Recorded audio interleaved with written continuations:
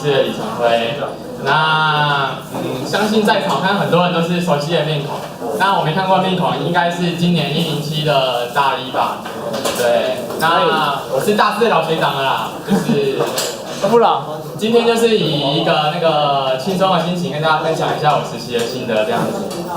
好，那我今年暑假呢，我去南科，我去联电实习。那联电有分竹科跟南科嘛，那我录取的是南科12堂的实习。那我实习的部门是 PEI2， 单位是 SP。那这些部门是什么意思呢？我待会会跟大家做介绍。那先跟大家报告一下，我今天要讲解的那个 outline 这样。首先一开始，我先讲解一下半导体产业现在的概况到底是怎么样子。因为我相信在座大家都供电系嘛，那不知道不管自己是不是愿意的啦，反正都来到这个科系了，未来的出路很有可能就是一位工程师。那一个工程师，你要选择怎样的公司就业，有很多的选择。那我今天就是你可能选择你有听过说台积电、联电，还是群创、友达、金电，各式各样的科技公司。那到底怎样的公司是你未来想要进入的环境？那我今天就是针对于半导体产业这个来跟大家做讲解。相信在场很多人大家都知道，台积电是当今就是科技业上的龙头嘛。那薪水高，但是工时长，但是重点就是钱多嘛，钱多。对不对？那大家都很想要进入台积电工作。那你们知道台积电到底在干嘛吗？不知道。不知道。好，那卖干我要先介绍一下。那讲完那个产业概况之后呢，我就针对其中一家我暑假去实习的这家公司叫做是联电。那我会从组织架构跟部门跟大家先介绍一下。你们可能常听到学长姐会拿到公司的 offer， 就是那个什么聘书，那上面可能会写说研发工程师、制程者工程师，那到底差别在哪里？现在你听起来可能只是一个名词。所以我希望今天讲完之后，就是你们对这些部门会有更详细的了解，这样。然后再来是在针对我暑假这2个月到底做了什么样的内容，跟大家讲解。那最后是个人经验分享，就是说你们现在在光电系里面，那再来进入科技业的话，势必就是对高科技公司来说，研究所可能是一个基本门槛。那对于我们系上考研究所的管道有哪些，跟大家介绍一下。那首先一开始就是半导体产业的概况。那我先就半导体产业链来跟大家做讲解。那半导体，什么是半导体？干嘛这样安静？好，半导体其实就是一个材料嘛，就是反过来说就是导电系数介于导体跟绝缘体之间嘛。那半导体分很多种啊，像是光电半导体，像是 LED 还是 Solar Cell， 就是太阳能电池。那这些称作光电半导体。那也有这个种类就叫做 IC。那什么是 IC？ 就是看到下面这边看到的。因为我这里都是针对于 IC 这个产业在做讲解。那什么是 IC？ 大家知道吗？IC 其实它就是一个集合电路的意思。如果大二开始有修到电子学的话，干嘛一片就是面有难色的样子？大家开始应该有修电子学，那电子学应该大家都没去上课，没关系，那不是重点。我有上，不要忽略。重点是你们应该有做那个电子学实验吧？电子学实验的时候，你们会在那个电路板上面插零件啊，插一插什么电容、电阻，什么东西乱插一堆，插在上面，然后组成一个逻辑电路。那 IC 呢，它其实就是把一个在面包板上面的电路组合起来。我们要做到很小，就像是如果说没有 IC 这样技术的话，可能一个手机，可能早期的那个 Nokia 3310来说好了，它不要用 IC 来做。用你们电子学实验所用的一些电子元件这样组装起来，要组合成一手机的功能，可能需要一大间房子这么大。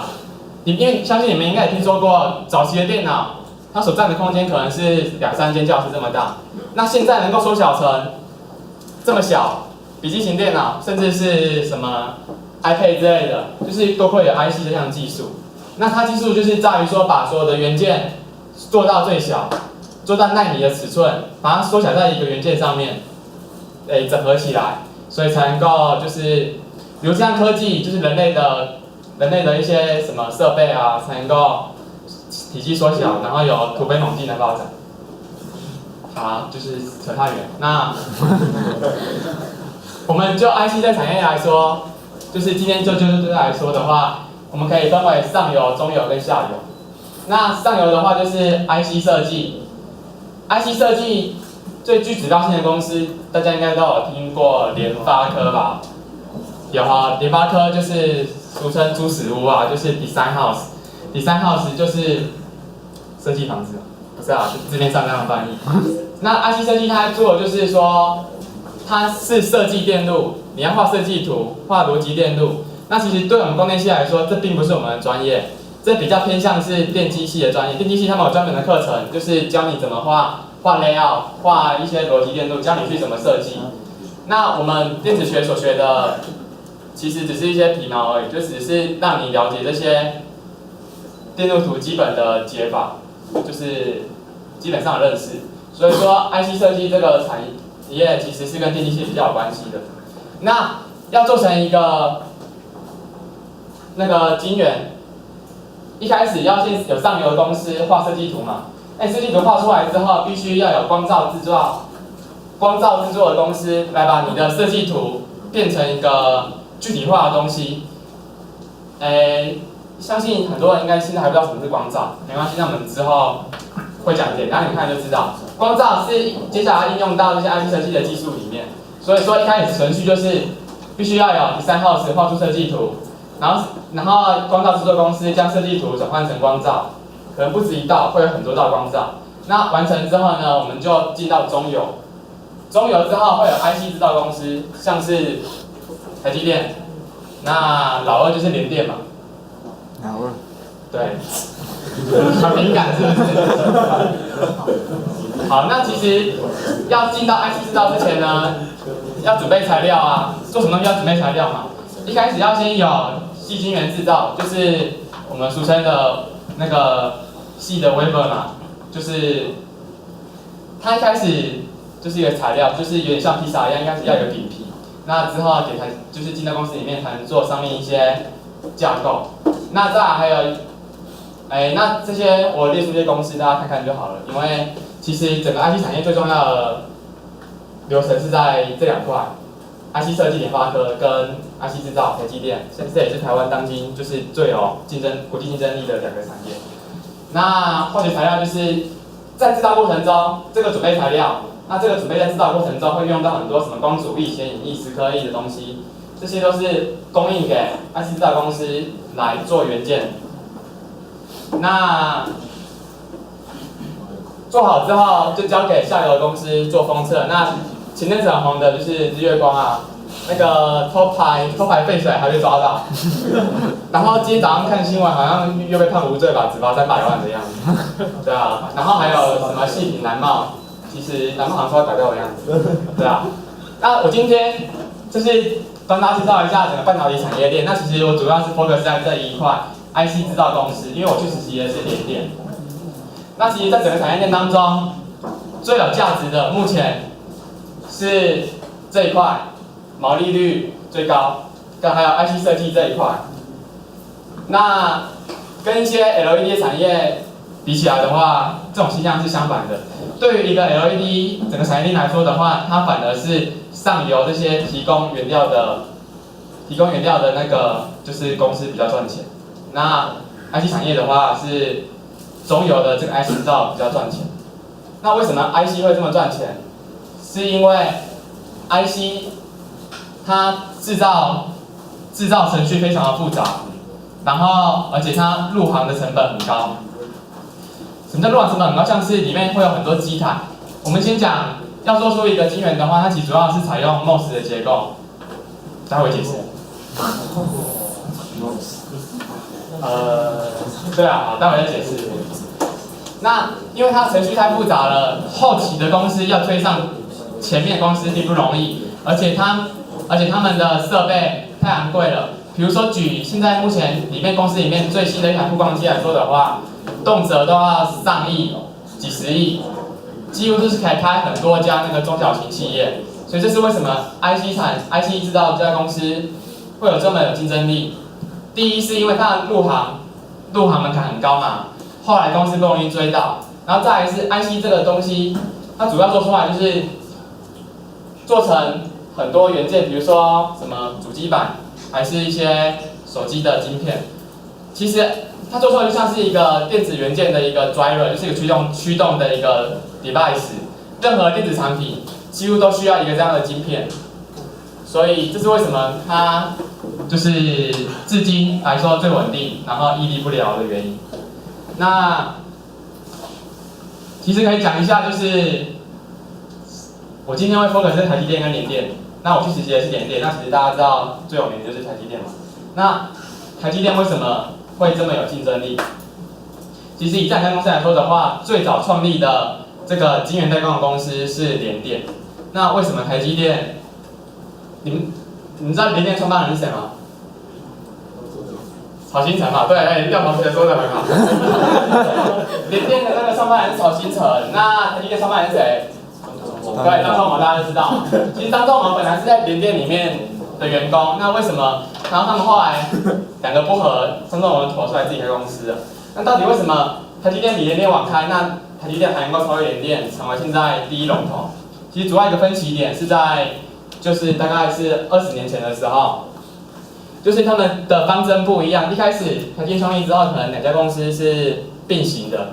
那一个决策点就是说，当初联电的营运方针决定说，就是他们那个时候有一个最大客户叫做摩托罗拉，现在已经消失了。摩托罗拉当时是联电的最大的客户，联电那个时候就决定说，我现在要把我这个最大的客户给稳定住，我不往下继续研发制程，那我就把我这个最大客户，因为他那时候全球最大的那个需求嘛，那他要稳住这个市场。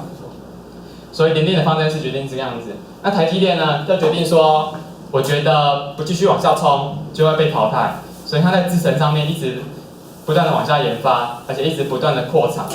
那到现在结果论来看，我们也知道摩托罗拉到现在这家公司已经消失不见了，所以知道科技业就是瞬息万变的。那当初一个这样的决定，就影响了现在的结果。台积电超越联电，而且领先幅度还蛮大的这样。比如说现在联电28奈米刚要量产，那台积电的20奈米可能已经量产了几年了？2、3年了吧？是啊，大概就是这个样子。那台积电的现在优势在哪里？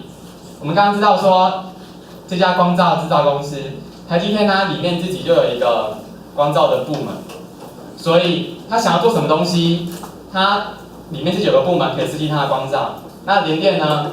它是跟日本的光罩公司有合作，所以他想要做什么东西的话，那他还要把设计图拿给日本的公司，那日本公司再把光罩做好再交还给他们，这是一个光罩上面的差异这样子。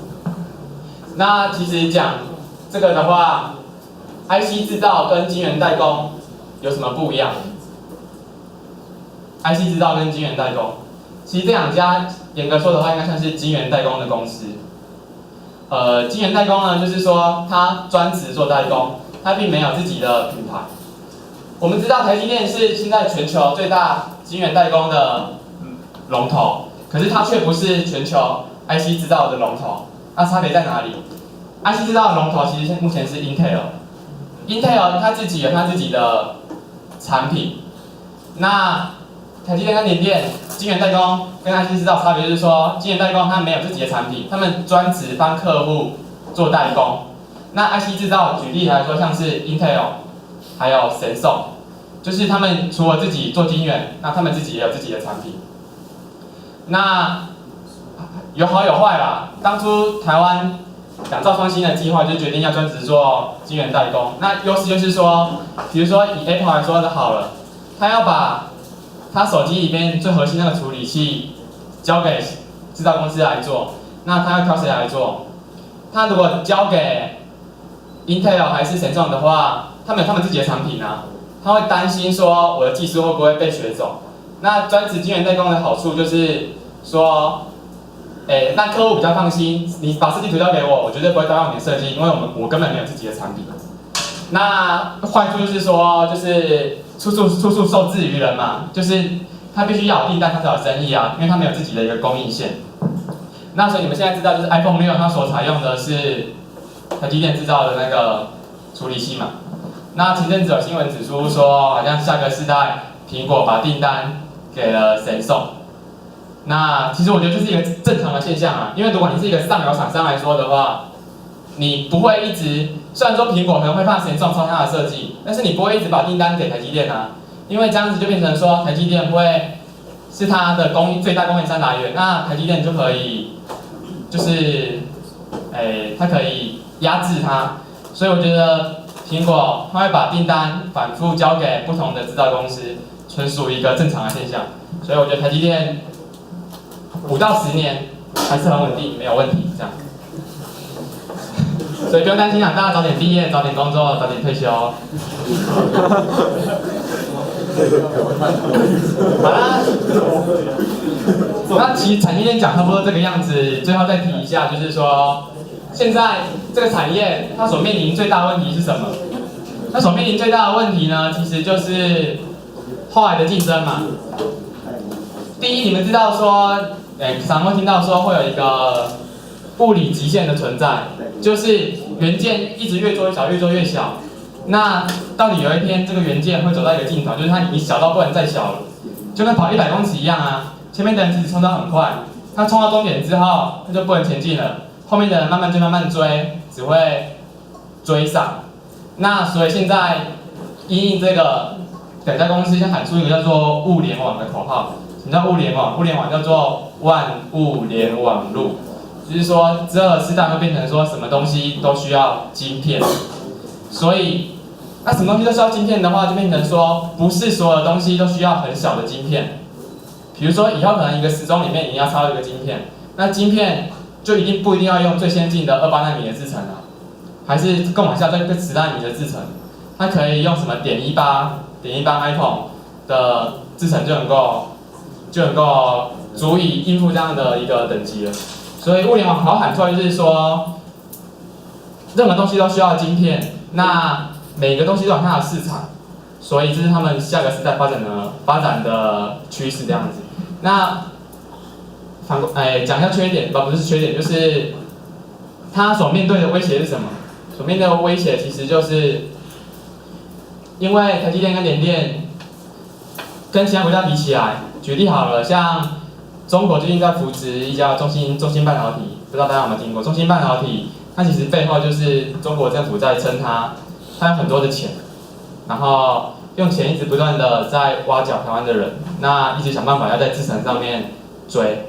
那你们应该有听过一家就是叫做格罗方德的公司，格罗方德它其实背后就是中东的那个石油的那个财团，所以是非常有钱啊。所以他们现在面临的问题其实是，他们后面的公司一直在用钱不断的挖角里面的人，那要把技术学走，所以这是现在目前最担心的问题。因为台湾最优势的其实就是你们，就是台湾最优势这块就是人才，因为台湾的人就是奴性很强啊，耐操不动逃这样子。对啊。因为现在，如果你没看 PTT 科技版的话，就知道现在 PTT 有一句口号，叫做10万青年10万干，然后居居轮班救台湾。其实居居就是那个台积电的在网络上面的一个简称，这个样子。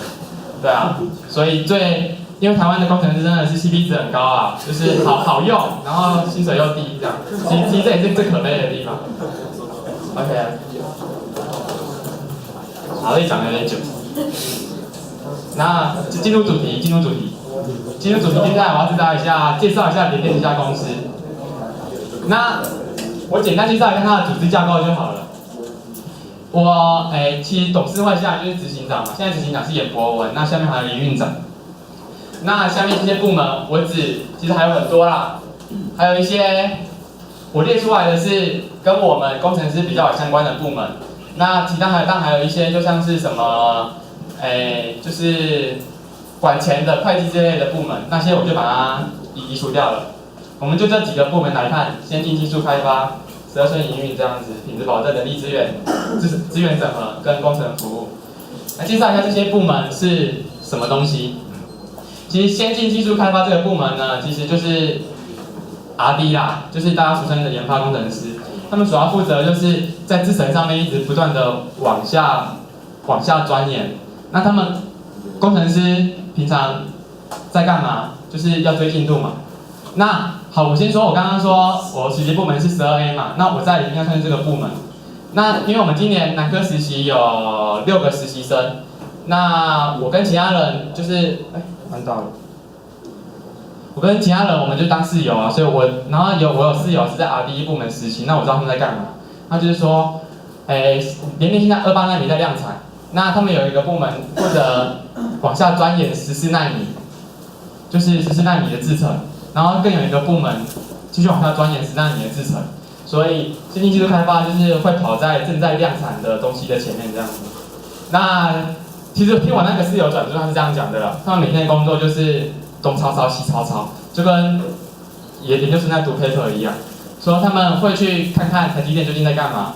我讲是联电嘛，所以他们当然他们要往上看啊，往上看，然后就是什么 Intel， 那个台积电，然后神送嘛，他们就到处东抄抄西抄抄，就是看一下前面的人到底在干嘛，然后把他们东西拿来分解一下，看看里面到底有没有什么机密这样子，然后就抄一下，学一下，然后拼命的想要赶上前面的进度。那再来讲12寸营运跟8寸跟6寸营运。那12寸是什么意思？12寸指的其实就是芯片的大小，就是微幅的大小。早期是用6寸，然后到8寸，现在已经到12寸。那尺寸越做越大的好处，当然是成本可以越降越低嘛。我等一下会介绍制程，到制程的时候再讲。那我所实习的这个部门12寸营运，那它里面的部门往下分又有分成制程整合工程师跟制程工程师。那制程里面又可以分成4大制程。那4大制程就是什么薄膜、蚀刻、扩散跟黄光，待会后面一样介绍。然后再讲一下你比较常会遇到的这个品质保证部门，是我觉得我特别拿出来，因为我觉得我在里面遇到一件很好笑的事情，就是在公司里面，我那时候就是有个风云人物啊，就是她一个女生长得很漂亮，然后就是她之后要去当空姐了，所以说这个部门她常负责跟客户开会，就是联电会有厂商来嘛，厂商来的时候要跟客户开会啊。那跟客户开会的时候，他们就会派出漂亮的女生去，让客户的心情好一点这样子。所以品质保证部门是，对吧？所以如果女生你们就是搞不好以后有机会去这个部门，应该也是还蛮凉的这样子，福利很多。那人力资源部门就是俗称的 HR 你们可能常遇到，就是你们要进到公司前面试的时候，都是跟这家公司。在这个部门做一些接洽，就是 HR 部门，你们可能会常遇到。那还有生产资源整合部门，就是公司里面有分成坐办公室的，跟在工厂里面的，就是 Fab 端跟办公室 Office 里面的。那 Fab 里面会有很多的机台啊，那这些我们比较遇不到，但是你可能会常常跟他接洽，因为在 Fab 无尘室里面有很多的机台在运作。那我有遇过一个跟我实习的同学，他读的是清大公共系的同学这样子。那他们以后毕业工作就是到这个里面当这个资源整合，因为比如说一个空间里面有这么多的机台，那如果这个机器坏掉了，还是说你要开旧换新的话，那你要如何你要把旧的搬出去，新的搬进来？那你们知道一个机台很大啊，它的动线要怎么规划？他搬的时候，可能其他档案机台又要移一下，所以他们做的工作就是说，你要如何在这些设备上面的更新跟太旧的时候，又要让产能就是保有最大这样，这是他们的工作。那还有一个工程服务部门，就是设计资源，因为你客户端有些可能并不是这么懂设计。比如说客户端举个例子好了，像是博通，它是无厂半导体公司，它没有自己的半导体厂，它就是这些公司的 IC 制造公司的客户，它会把设计图给他们，然后这些基源代工在做。那他把设计图给出来的时候，公司可能会遇到人家把设计图给我，可是我却做不出来的这种窘境啊。那所以做不出来的时候，当然要想办法保有客户的设计，但是就要帮他改设计啊，因为他可能对制程方面不是这么懂这样子。所以这些其实是支援一些厂商的公司。那以我们来说，以我们光电系来说，最常会遇到的，其实就是在这两个里面，就是可能会资产工程师还是资产整合工程师这样子。那再来紧接着就是刚刚讲了这么多一些名词，对大家来说可能很陌生，那就是介绍一下这些名词是什么意思这样。设备工程师，我先讲设备工程师就是在 Fab 端里面，就是 Fab 指的就是工厂的意思，那12A 指的就是12寸晶圆厂。那设备工程师、制程整合工程师，还有制程工程师，这是他们所对应的英文缩写。因为其实我那时候投实习的时候，面试完的时候，我拿到 offer， 然后上面写 PEI， 可是我那时候根本不知道 PEI 是什么意思啊，我还上网去查，我就打 PEI， 然后看它到底是什么缩写这样。所以现在跟你们介绍一下，你们之后遇到这些名词的时候，因为你们年纪以后大了，可能就要面试还是要干嘛的，可能会遇到跟公司接洽，那这些介绍一下，才不会以后被骗去别的部门误入火坑这样。那研发工程师我特别用红色的标起来，研发工程师他不在Fab端里面，他算是一个独立的体系。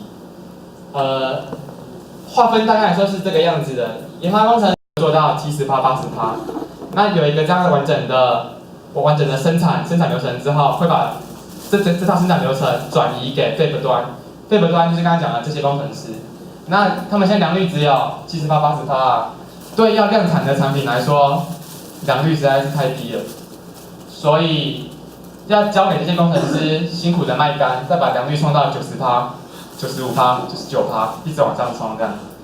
然后制程工程师又往上划分成蚀刻、宏观扩散跟薄膜。现在看起来很陌生，待会讲简单介绍一下制程的时候会跟大家介绍一下。那讲到这里介绍完部门，那就可以讲一下我开头一开始讲的，我实习的部门是12A PEI、PEI2SP， 那其实是划分成这样的1级单位、2级单位跟3级单位。12A 指的是12寸晶圆厂，那 PEI 就是制程整合部门嘛，这样是一整个1级单位。那 PEI2 是因为这个1级单位里面又下分成有 PEI1 到 PEI1 到 PEI8， 就是有很多个 PEI， 每个人可能是负责做不同的事情。那像我们3级单位这个叫 SP 的缩写是这样，就是我那时候这个部门它就是专职负责28奈米这支产品的量产这样子。那其他的举例来说 ，PEI3 还是 PEI4 的话，他们可能负责是比较前面制程，可能是40奈米的制程的量产这样子。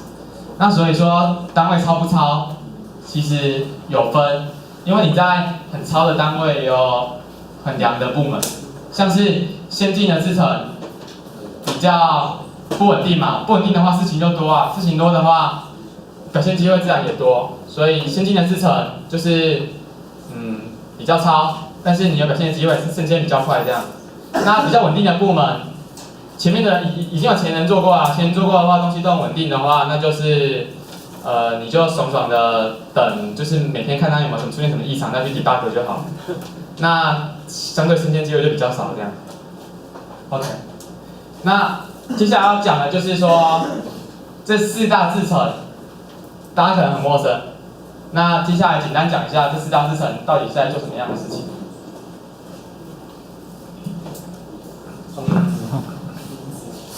先看到下面这张图好了，下面这张图大概是整个晶圆代工的制程。那特别框起来这段是 IC 制造公司在做的事情，前面这段就是刚刚讲的，就是你要提供晶圆的公司嘛。那下面这些就是下游的封装厂，刚刚提过的什么日月光、蓝帽之类的。那现在要讲的是专门这一块，专门这块是台积电联电在做的事情，就是4大制程就分成就是10颗啊，不对，黄光10颗扩散跟 Steam Fin 这样子，是不是有点难懂？因为以一个晶圆来看的话，把它里面取出来，它就是一个很小的、很小的单元。我尝试用简单一点的讲法，就是你们知道晶圆里面所基本的单位就是 MOS 这个 device。那什么是 MOS？ 大家上过电子学，知道什么是 MOS 的吧 ？NPN、PNP。不对，那是电晶体哦。好啦 ，MOS 其实就是晶氧半导体的简称啊。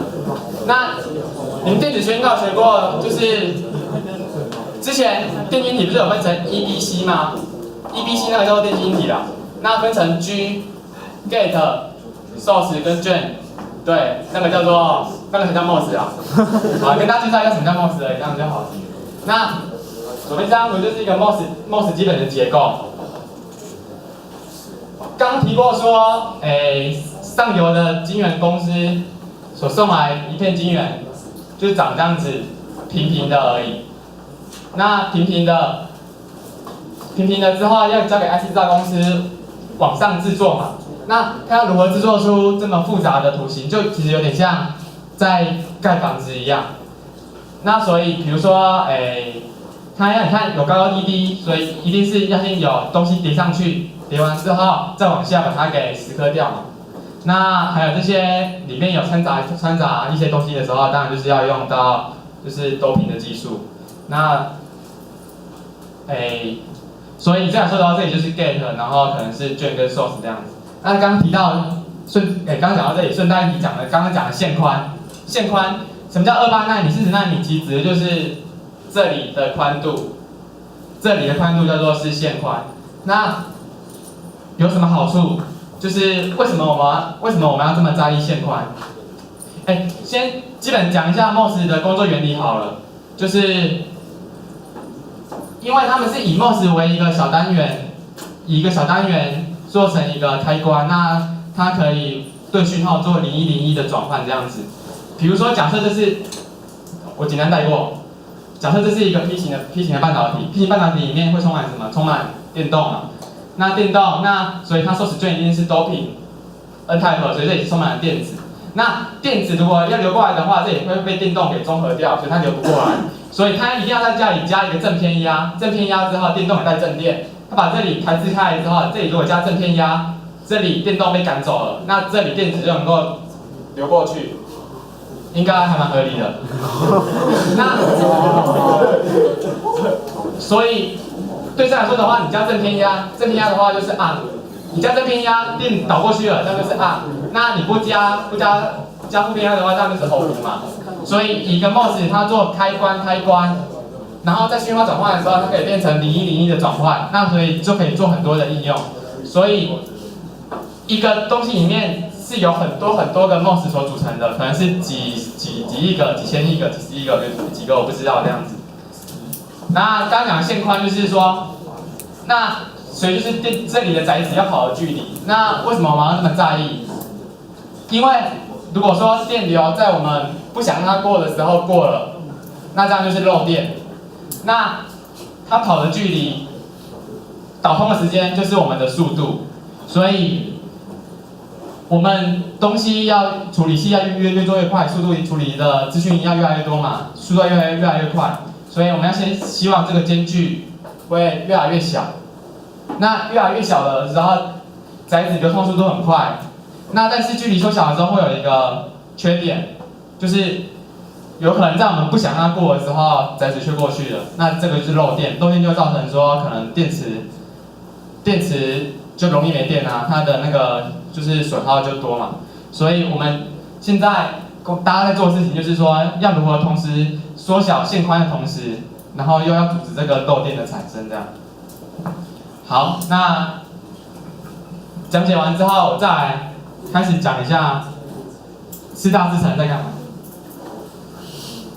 简单带过，就是说，因为我不太，就是四大制程，如果不从制程图来讲的话，没办法，就是让你们知道四大制程到底在干嘛，所以让你们有个基本的认识这样子。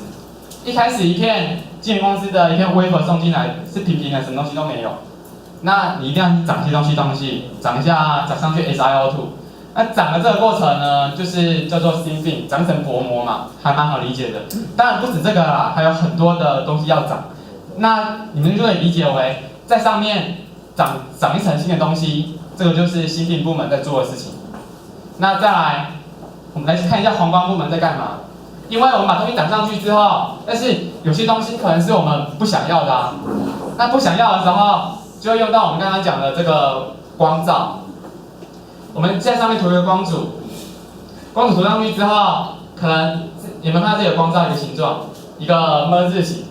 那 M 字形的用途就是说，光照是用来定义形状，就是定义说我们这些东西到底哪些要留下，哪些不要留下。你光照上来之后，你照紫外光的时候，光照下来，就只有这个图形以外的东西会被照到嘛。那被照到之后，光阻这东西它其实就是一个只对光阻分正光阻跟负光阻，我们这里讲正光阻就好了。正光阻就是说你被 UV 光照到之后会被洗掉，就是你不会想成被 UV 光照到的地方是不要的，所以光照用途是这样子。光照就是用来定义形状，定义哪些要，哪些不要。然后黄光照下来之后，就会看到这里，那个形状就被定义出来了。所以可以看到说中间这块就是被照到的紫外光了，这里就不要了。那接下来再把它洗掉，好，洗掉之后就留下一个这样的一个形状了。所以这就是黄光部门在做的事情。所以黄光部门做的就是定义图形。那复习一下，芯片部门做的就是长东西，长上去一层薄膜，这个是芯片部门做的事情。那离手部门是定义图形。那定义图形完了之后，我们要干嘛？定义图形完了之后，四大程序是为了把这里这个二氧化系统不要的东西给吃掉。那像是它定义完之后，就来到这里10颗它现在用可能是用电浆10颗的方式，电浆10颗不讲原理，反正就是它东西就一直乱打，就把这些东西给打掉了。所以刚刚为什么要上一个光阻？所以光阻是保护我们要留下来的部分，那这些不要的东西就被打掉了。所以黄光跟10颗其实是要紧密配合的一个部门。黄光定义图形，定义好了之后再交给10颗部门，来把它不要的东西给吃掉。那接下来再把光阻去除。那 H 的部门大家做的就是这种事情。那一个 MOS 的制程其实很重复啦。接下来之后可能像就是，刚刚定义完了嘛，那接下来可能要长一个就是 gallium arsenide， 就是一个氧化层。那这里不管，就是一样再长东西上去。所以长东西的部门那就是归芯片管。所以每个部门是一直交叉的在做事情。可能一片 wafer 投进去那个工厂里面之后，可能先交给这个部门做，然后再转交，并不是投一遍就跑完了。一个 MOS 的制程现在应该是有几千道的程序，所以它的程序非常的复杂。所以一片 wafer 投进去到它要出货，大概要3个月的时间。所以你们就知道程序有多复杂这样。所以这个是芯片部门做的事情。那同样的事情再来一次，光照10颗，所以一样在这里弄完之后再丢给黄光部门，黄光部门在 H 环就变成这个样子。好，最后有个 diffusion 终于出现了，就是刚刚讲的 N type 那边，你用 MOS 结构图 N type 那边要做掺杂嘛，掺杂的时候要打入载子，所以就 diffusion 就是扩散的意思嘛，那就只是把我们要的离子给打进去。有些人比较难懂啊，大三现在大3应该比较好懂，那大1、大2可能比较辛苦一点。反正你们就有个基本的 sense 就好了，这样。所以 diffusion 就是把东西打到里面去的一个部门，就你们就这样解读。好，那所以4个部门就是这样子介绍完了。就是这4个部门之后找工作的时候，你们可能常遇到，因为一般来说认知的话，黄光那10个部门是比较糙的。有做实验的话就知道，光照很难对，那时刻会接触到很多化学的药剂，所以对，就这样。那讲完这里之后，再回头回顾一下刚刚讲的这些4大制程跟制程整合到底在干嘛？因为你们知道说制程整合会很烂啊，所以大家会在上面推卸责任。那所以制程整合做的工作就是像是当4个人的裁判，他要去分析 data 来抓我制程整合说你有问题就是你有问题，所以他们4个人才不会在那边推卸责任。所以4大制程工程师只要对你这个责任区块的东西有认识就好。那制程整合你必须对整条产线有一个就是 overall 的了解这样子。那一般来说的话，制程整合工程师比较好，就是大家会觉得比较好的原因是因为它比较不常进去那个 fab 里面，进到无尘室里面，因为一去进去无尘室里面要穿那个兔宝宝装，就是穿那个无尘衣、无尘帽，全身密封啊，而且进去里面环境都是黄光，而且很吵。因为现在12寸之后都是用机械手臂在运送一些晶圆，因为晶圆很贵啊，一个12寸晶圆的成本8万块，那以前8寸6寸的时候可能是用线上小姐用手在搬，如果你搬现在一个8万块，哦掉下去谁赔得起啊？是不是？所以现在都机械手臂在搬运这些东西的，所以里面的环境就是噪音吵，然后光线不好，然后你穿那么多衣服，你要上厕所又不方便，所以里面有些工程师其实最常得一个病就是肾结石，因为进去里面不想上厕所就憋尿，那你憋尿憋久了，你的肾就会有问题，所以就是这样。所以，比较起来，其实工程师们已经不太常进去那个无尘室里面了，因为无尘室里面的东西现在要自动化，那个机台会自己运作，那里面操作的会有那个我们叫做线上小姐。就是操作员，操作员就是可能是一般高中职毕业就能够去应征操作员的工作，那薪水大概有3万多块，但是他就是4班2轮，还要轮什么大夜班之类的，就是工作比较辛苦，而且他们工作都只能站在那边操作机台。那一般来说工程师都不会进到里面去，除非有特别的事情，你的老板叫你去检查一下什么东西有什么状况的时候，你才会进去这样子。一般来说，工程师都是坐在电脑前分析资料，就是工厂那边会把你的这些东西在跑的时候的一些 data 传回来。那你要看的是有什么异常，有异常的时候，你就要赶快喊卡。比如说这个机台一直乱，为什么这个机台一直乱出来的东西就是调出那个限制之外，发现有问题的时候就喊卡，因为一直跑下去的话，就是东西一直坏掉啊，这样钱就是一直在烧啊。所以工程师就是一直在监控。在电脑里面接控喊卡，那喊卡之后要干嘛？就是 debug， 就是找出到底这个原因的所在是什么。所以比较起来的话，制程整个工程师1年大概进去 fab 2-3次，那制程可能就比较长，制程可能1个月可能就进去2-3次嘛，这样差别是这个样子啊，就看你喜不喜欢无尘室里面的生活。那研发单位又比较好，其实研发单位也有一个像这样子的体系，因为刚刚说他要先建立一个生产流程之后，再把这套生产流程转给工厂，那所以这样的体系要一模一样，然后研发单位就比较凉啊。其实我在里面体验就是最后得出来的体验就是我觉得研发工程师大于制程整合工程师，然后再大于制程工程师。制程工程师里面就细分成那个。刚刚讲的嘛，Thin Film 跟 Diffusion 好一些，那黄光跟石膏太麻烦了，事情最多，所以这2个就是最好再那个辛苦一点的工作那样子，对啊。刚刚一直没讲到一个设备啊，设备工程师应该不会遇到。如果你没有读研究所的话，像台积电很现实啊，台积电就是说，如果你大学毕业去的话，你大概就只能当到一个设备工程师了。对啊，那如果你有读个研究所的话，就是这样等级的区别。那设备工程师的工作就是当机台有故障的时候，你要负责去维修机台，有点像是 OQ 的工作，就是比较干净的 OQ 这样子。啊，也是很超啊，因为可能大家轮班，然后随时 on call 啊，因为机台坏掉不可能坏在那边啊。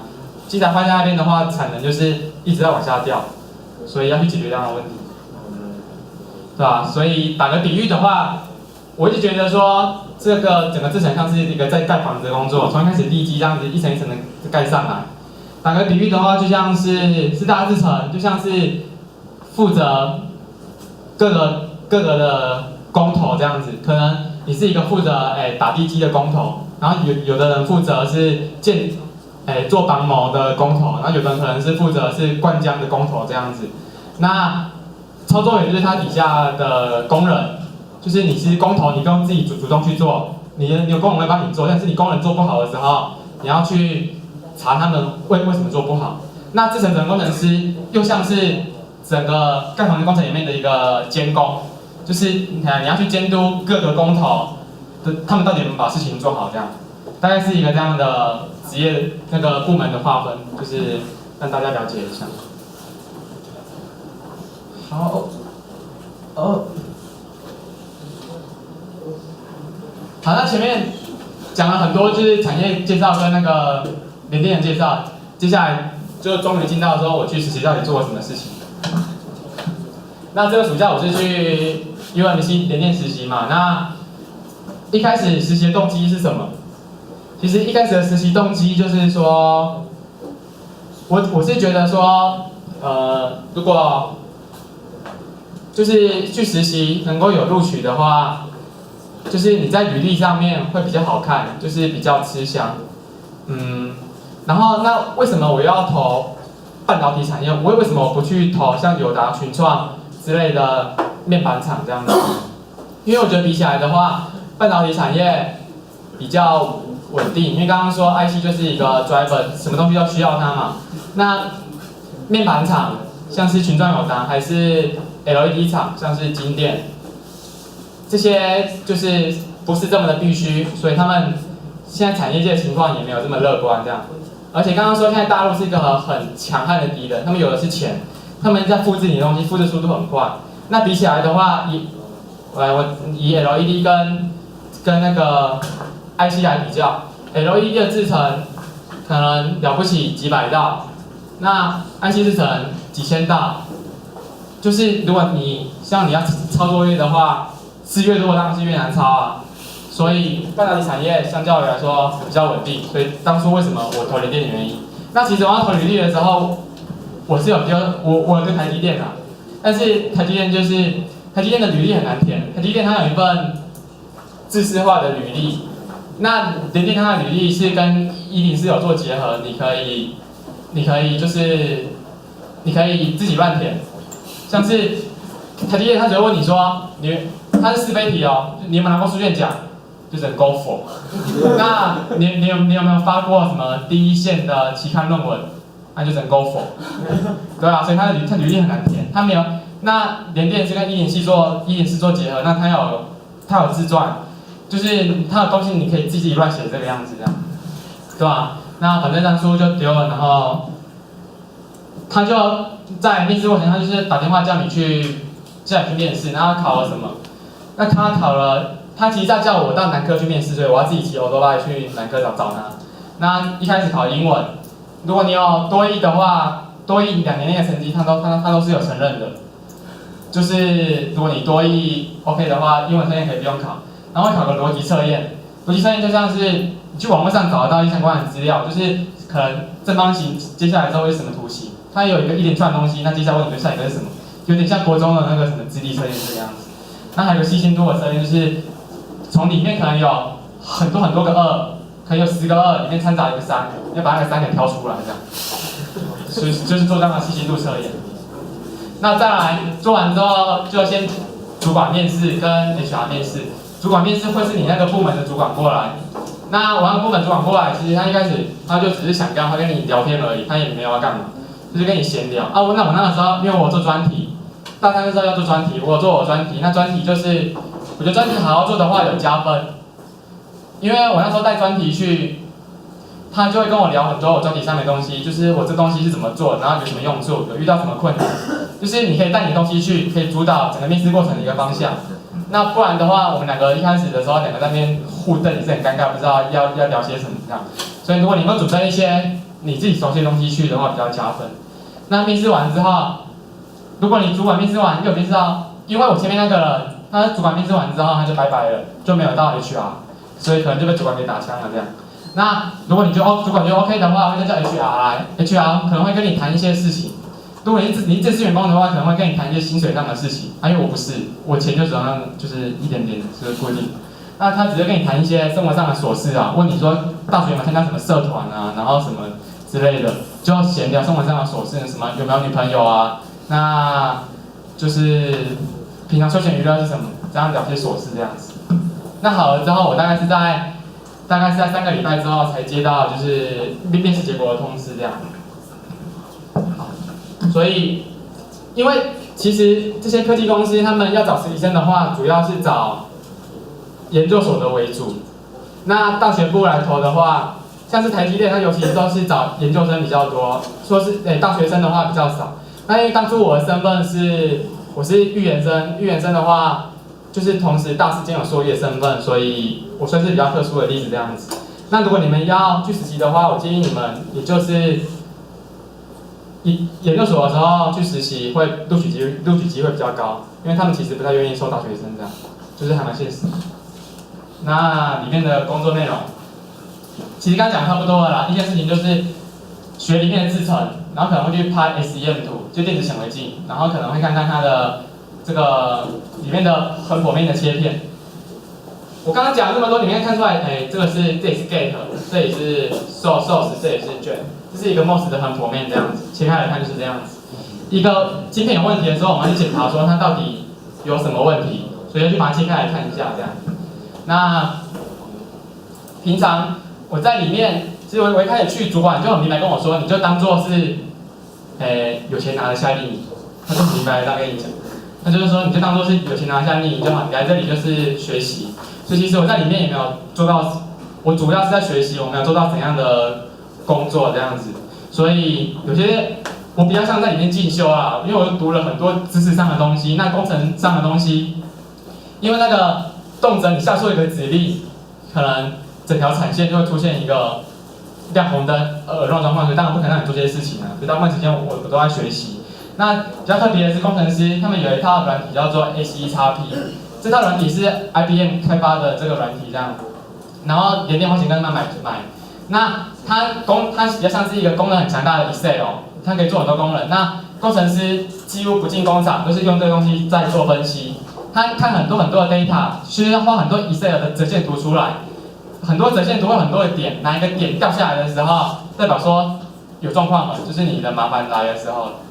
所以你大部分的时间，你在电脑前面都是面对一大堆的数据跟一大堆的折线图，这个是一个工程师的日常工作。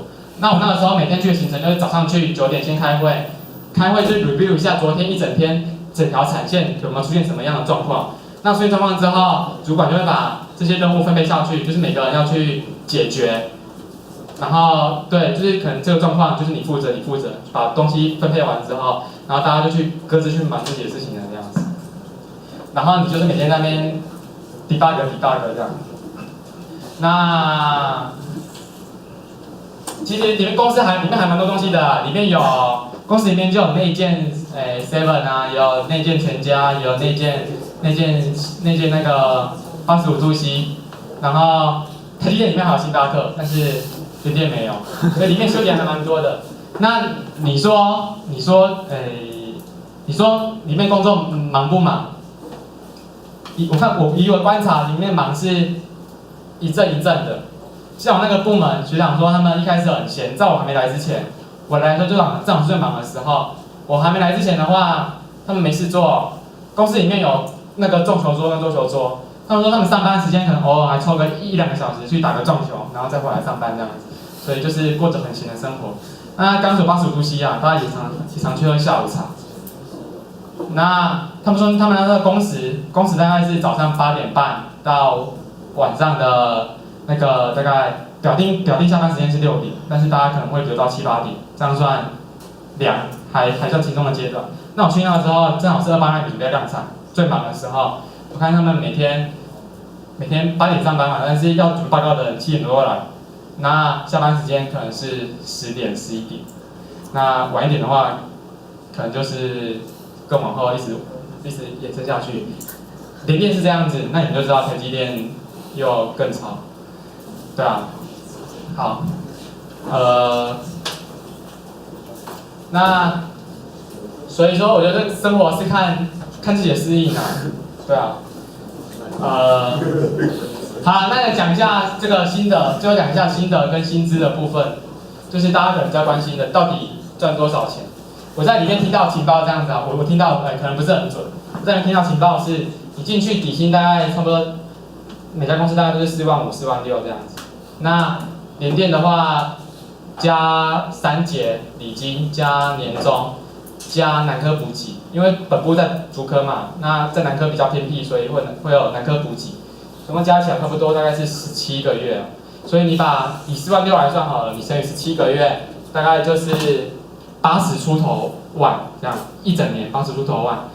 那联电薪水不高，对是事实，但是跟其他科技业比起来说的话，福利还是不错的。但是联电在第1年有一个签约金的部分，就是如果你是4大，就是台城清交的毕业学生，你签约了会有签约金20万，那很现实。那再来就是下一阶，你可能是4中，就是什么中正、中心、中字辈的学校，签约金就是10万。那其他的话就是没有这样，所以这是联电的制度。对啊，那台积电的话，我听到的第1年可能就差不多是新人工程师第1年差不多是100万这样。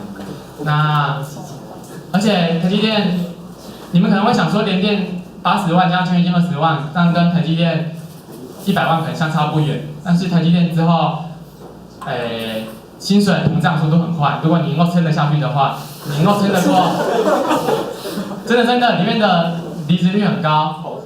听说就是因为我是听我有部门的学长，他就是台积电转过来联电的，他说一个第1年新人大概过了3个月之后，大概就砍掉1半的人，就是1半的人受不了就走了，然后大概再过1年之后，大概剩下2、3成。所以如果你能够撑得下去的话，你的薪水就会膨胀很快，那之后的薪水就不是联电可以比的这样，对吧？所以怎样的生活环境你可以自己选择。大部分大家都觉得说，其实像我在里面主管也跟我说，就是我不会因为你来这里实习，我就会希望你来联电上班。我觉得年轻人的话，应该可以去台积电历练，抄一下。然后等你老了之后再来联电养老这样子。他是这样开玩笑跟我讲的，是啊，是这样。对。好。那其实还有跟你们讲其他的就业选择，就是除了台积电跟联电就业选择之外，刚刚讲到说公司里面会有很多的厂商嘛。那厂商的话，比如说你是一个博通的人，你要来下订单，因为那些算是外商公司，所以我现在讲的是外商公司也是一个你就业的选择。外商公司的薪水也蛮多的，这样，只是一般来说，大家会觉得说外商公司比较不讲情面，这样，就是可能要你败的时候就叫你走了。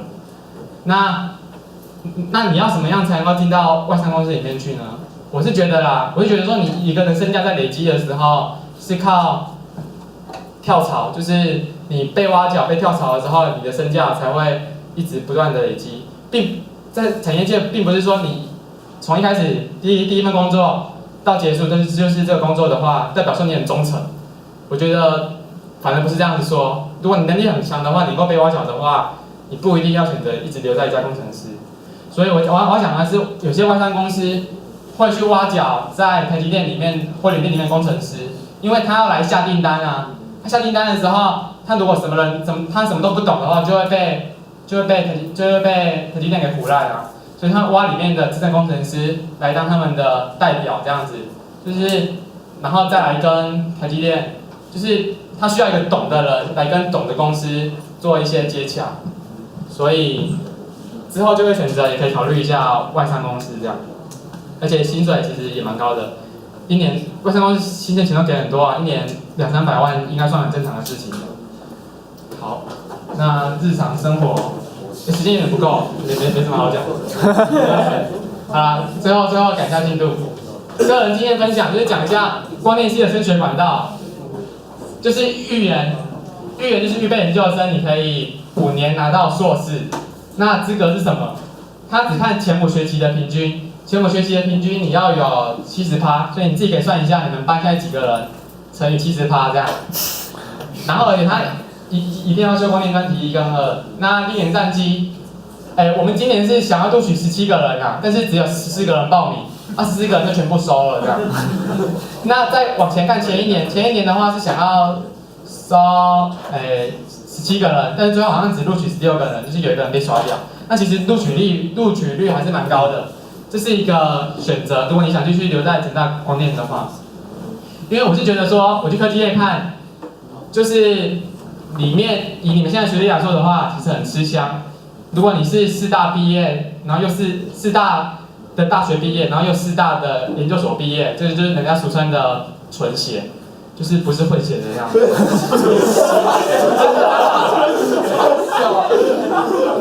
真的，我们在开玩笑。其实产业界 HR 在面试的时候，他很看重这个。如果因为有些人可能是洗学历上来的，有些人可能是后面的学校，然后研究所洗上来的，这样的录取率跟纯血的就有差别。对啊，所以你们现在已经进入了第一个窄门，所以我觉得就是你们能够稳稳的顺利的毕业的话，在读研究所，你们都是有很好的未来啊，就是就业都很吃香，真的。那再来讲推甄好了，如果这是5年拿到硕士嘛，5年拿到硕士的好处是可以让你早一年毕业。那如果你不想早一年毕业，你想往上考其他学校的话，那你就要推甄。推甄的话，那就要看到前6个学期的平均。刚刚是看到3上，那这个是统计到3下。3下的话，成大光电所也是70%这样。那你可以选择去大概我们现在4上嘛，你在4上的时候准备推甄，推甄可以推成大、台大、交大、清大还是南交大，你都可以选择去推甄。那推甄需要准备什么东西？每间学校不一定，有的学校要面试，有的学校不用面试。你们可以自己去问学长，或者是看简章。那其实基本上专题做专题都算是一个有利的评审资料。你们在大3的时候，知道学长可能会跟你们说哪些专题老师比较凉，哪些专题老师不用做事。我就觉得说专题好好做的话，尤其是想推甄的，你专题好好做，你之后都很吃香。就是不管是推甄还是找工作的话。那讲一下战绩，我不知道是不是很准，大家这样子讲。如果你想要推台大的话，你大概你这个70%出来之后成绩，你在前10名都有机会。那交大大概是15，清大大概是20这样子，这是民间流传版本，我也不知道准不准，所以大家可以参考一下。如果你之后想要往其他学校去升的话，其实我觉得不管你成大还是往上推都很好。就是我刚才讲，你们已经进入了第一个窄门，那第2个窄门，即使你没办法继续往上推，你继续留在成大，也是个很好的选择。你知道到业界去，抵着你这样的学历出来，还是很吃香。就是大家稳稳的求毕业，然后读一点书，还不错，有钱拿，对吧？那考试最后就是考试，如果你预研没有，推甄没有的话，你需要考试的话，那就是很辛苦了。就是要准备很多东西，那当然第一届学长姐也都是有考上了，也都是考上机，但是他们可能苦读了一整个暑假，可能整个4年级都在读书这样，对啊，所以大概是我们光电系的升学管道，所以我是觉得说，我知道大学活动很多啊，有系会，有营队，也有系队这样子。然后活动很多，可以多去参加试试看，但是课业也加减顾一下。而且我觉得最少保住这个门槛70%，就是即使你的外务很多很忙，但是如果你不要忙到就是成绩落到很后面的话，就是你之后什么都没有的话，然后到要考试就比较辛苦。你可以同时玩，但是也顾一下你的成绩。这样子，我是觉得这是可以兼顾的，所以大家勉励一下大家。好，那最后是 Q&A 时间，交给建伟来主持好。看大家有没有什么问题要问？那大家有什么问题想要问我们的陈辉大大的吗？有吗？大家有吗？哎，那个人敲灯号。我想问一下，就是你在那边实习的时候啊，就是你的时间是什么啊？就是要有睡觉跟时间？对啊。你说我的日常作息吗？对，在那边的日常。因为我的日常作息，我那时候在公司那里其实是有，在公司那边其实是有宿舍的。那宿舍我刚刚没有讲，就是联院，它其实在公司的隔壁而已，很近，而且很高级。所以我不是每天跟在台，我不是住这里这样子，我玩就是来回这样。那我那个时候正常作息大概是8点半要上班嘛。其实我的作息真的非常规律，7点半就起床，然后准备一下这个早餐，8点半上班，那一整天你要到6点半才下班啊。下班之后，因为你们知道南科其实还蛮偏僻的，南科附近没有什么东西吃。那我会跟就是朋友，我们会骑车去南科，其实算在上化跟新市的中间。那我们会骑一个5分钟的车去那边吃一些东西，然后回来之后，因为南科就真的很偏僻，也没什么娱乐，你回来就是说就是在家耍废，躺在床上看电视，然后再准备隔天上班。所以那个时候日常生活就是很正常，所以没有什么特别的，因为你的时间几乎都在上班这样。还有什么？还有谁有问题吗？刚刚是不是有举手？有人问？我问一下，下班后就没事了吗？还是还有其他工作上要忙？哦，因为我是实习生，刚刚讲我是实习生嘛，所以我其实主管都跟我说。我是去过夏令营的、啊，所以我下班后我当然是准时下班了、我每天6点一到准时下班走了。那如果你是工程师的话，你当然不可能啊。我刚刚说了、大家都到7、8点算正常。